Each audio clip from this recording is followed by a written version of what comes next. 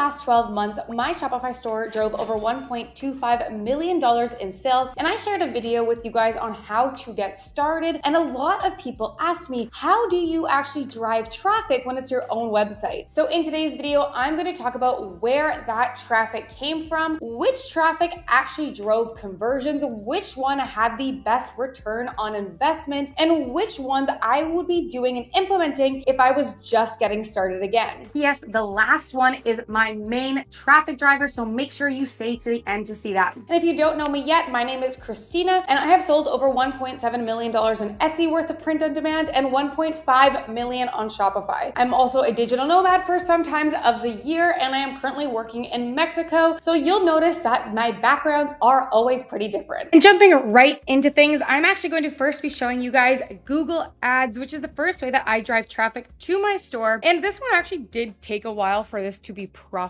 It required some tweaking, some playing, some learning, but over the last 12 months or 365 days, I have spent just shy of $20,000 Canadian in Google Ads, and that has brought me about $72,000 worth of revenue and around 950 conversions with a ROAS, which is return on ad spend, of about 371%.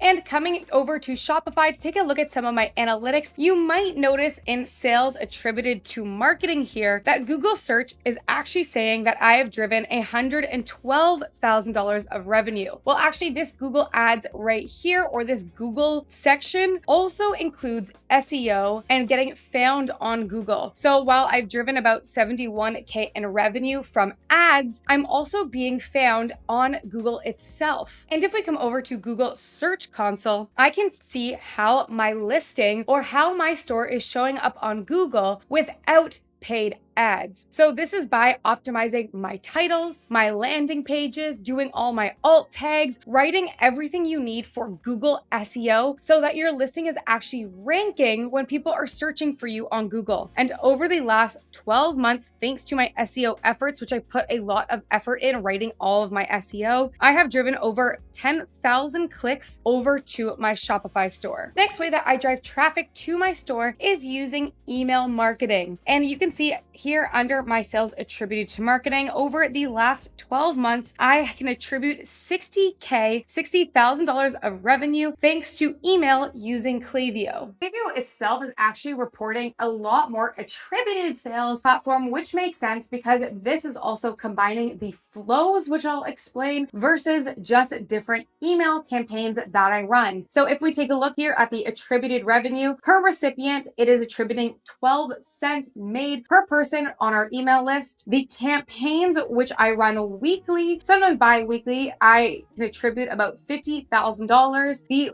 flows, which are automated flows, things like if someone abandons their checkout, maybe they were scrolling through our images or our products and they abandoned and left the page. We have an automation that sends to them with a discount code or a reminder to come back and check that out. So overall, it is attributing 134K over the last 12 months to email. So under flows, which are automatic emails that send out depending or based on a customer action like buying, we have things like the welcome flow. So that one actually makes $339 per recipient and has brought in over $48,000 of sales. That's because I promise with this flow, when someone signs up to my newsletter, they get 15% off of their first order. So a lot of people will sign up to my newsletter, and I want that so that I can email them for my campaigns in the future, which will bring back returning customers or customers who showed interest in my site and signed up for the newsletter at least. So that discount code again has brought in 48, almost 49K of sales. And then we have things like the abandoned checkout, the browse abandonment. We have things to bring back returning customers. So after they get their product delivered, maybe in a few weeks or a few months, another email is sent out to them to remind them that maybe they want to come back and purchase something else. Weekly, I run different campaigns,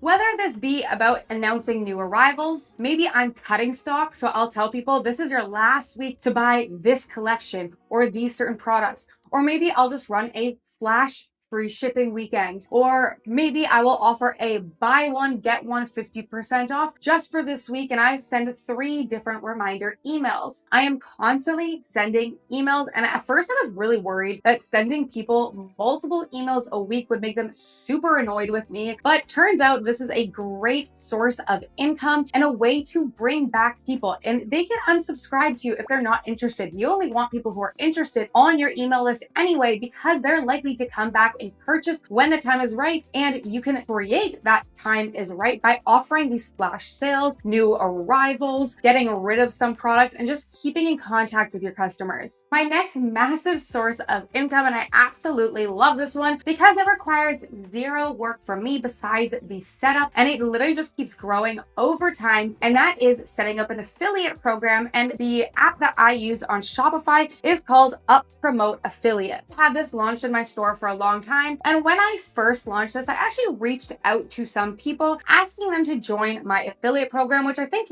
kicked it off. I just did Instagram outreach, finding different people in my niche, but I actually stopped that. And majority, I'd say probably at least 95% of the affiliates, especially the ones making sales, actually found me through the Up Promote marketplace, which is the reason that I can justify the higher cost for this app. I think I pay $79 a month for this, but if you actually take a look at this over the last 12 months, this has driven me $85,000 in sales. I have about 354 different affiliates. You can see here the total commissions I've paid out is $14,000. So I give every affiliate $10 per purchase or per sale that they drive, and they also get a $5 coupon to give to whoever so that they can drive the traffic or offer discount codes to the people that they drive sales for. And you can see just how much this is growing over time. The total clicks on this and the total amount of sales is steadily increasing. Not all of your affiliates, especially those 350 that I have, are actually going to drive that many sales. I have probably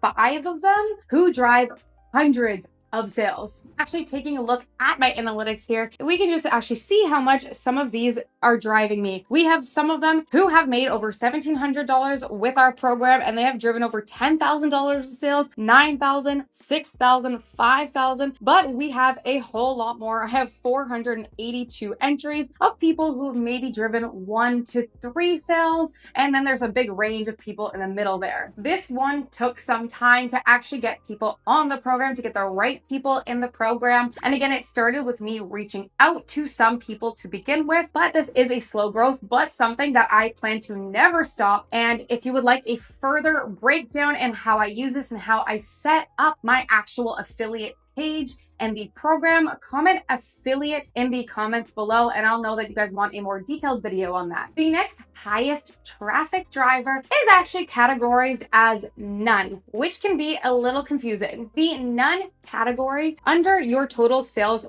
by referrer does mean that you have a strong brand. People might be typing in your name right into the bar at the top. Some of it could be unattributed traffic. So maybe they saw a Facebook ad of mine, they saw a Google ad of mine, they saw an affiliate ad of mine, and they didn't click on it, but later they remembered my name and they typed it into the URL above. Maybe this is social proof. Maybe this was somebody telling their friend, hey, I bought this from this store, go check it out. So the fact that I have a lot of non-traffic means that the word of mouth, the brand is strong. People are either coming back, recommending, or finding me through alternative ways. I was also reading that AI and showing up in AI searches might be categorized under none. Right now, I am not 100% sure. One goal of mine for 2026 is to rank high for AI algorithms, because I do think that's going to be a massive player in 2026, but I hope there is a way to distinguish that further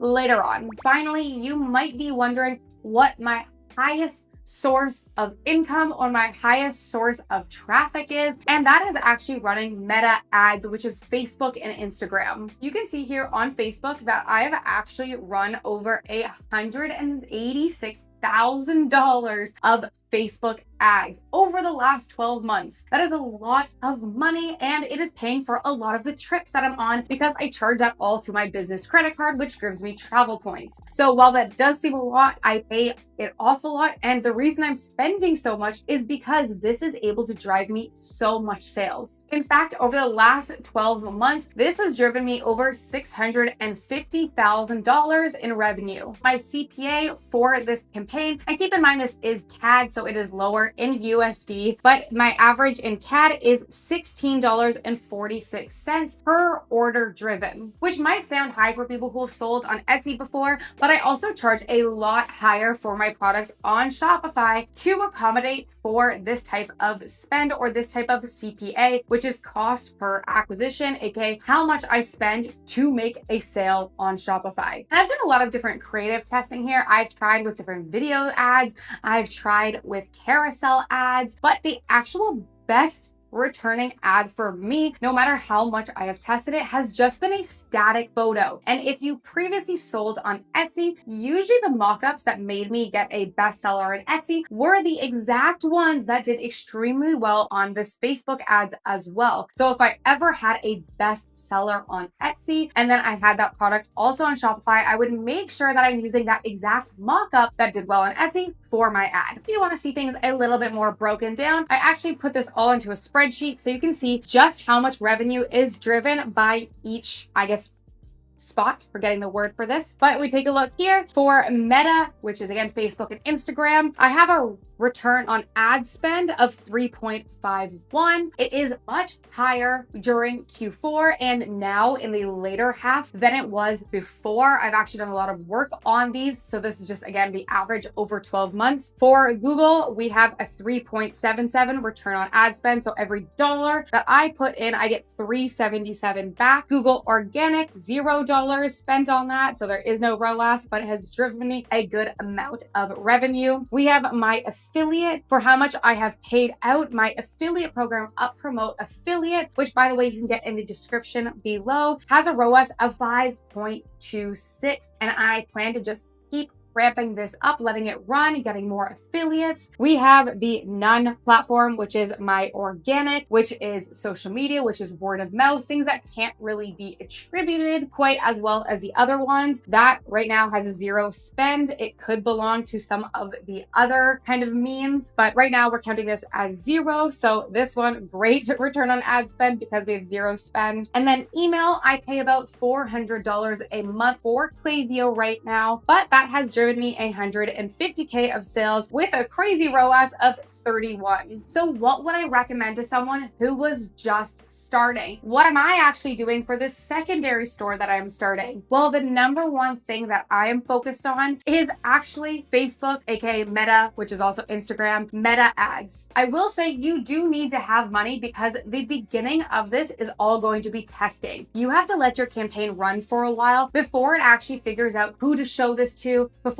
it lowers how much it's charging you per 1,000 people that it's showing to, before you actually get any data that you can work with to optimize them to be getting a good cost per acquisition or cost per sale. So if you have the money, and I do recommend trying with Meta, maybe starting on a smaller budget, maybe starting with 2 or 3 creatives and running maybe a $10 or $20 campaign, because running these Instagram ads and these Facebook ads has been the reason that I've been able to grow the Instagram to 15,000 followers. It's been the reason I've been able to grow that email list. It's the reason maybe a lot of the affiliates have actually found me. Not saying it's the only way to drive traffic. There is a lot of people who have a lot of time and maybe they want to make videos. They want to do TikTok. Unfortunately, I don't have the time, but personally, I have the money to spend on ads right now. And my whole goal with my life is to optimize things as much as possible, make as much money as possible, working ideally as little as possible. And ads is what makes that possible for me. So for me, I don't really spend time constantly making creative or making photos or making videos to sell my products. I'm not claiming to be an ads or data expert. I'm just sharing what's worked for me over the last year. because in the last 12 months, that's where I really buckled down on Shopify and decided to learn how to actually make it a viable income source. I have had this store on Shopify open for longer, but it was never something that I really focused on until 2025. But I've had many people ask me how I drive sales. What does that look like? What does the back end look like? So that's why I wanted to make this video for you guys, and I hope it does help. If you did want a bigger breakdown on any of these, let me know in the comments below, and I will add that to my list of to create for you guys. Thank you guys so much, and I will see you next week.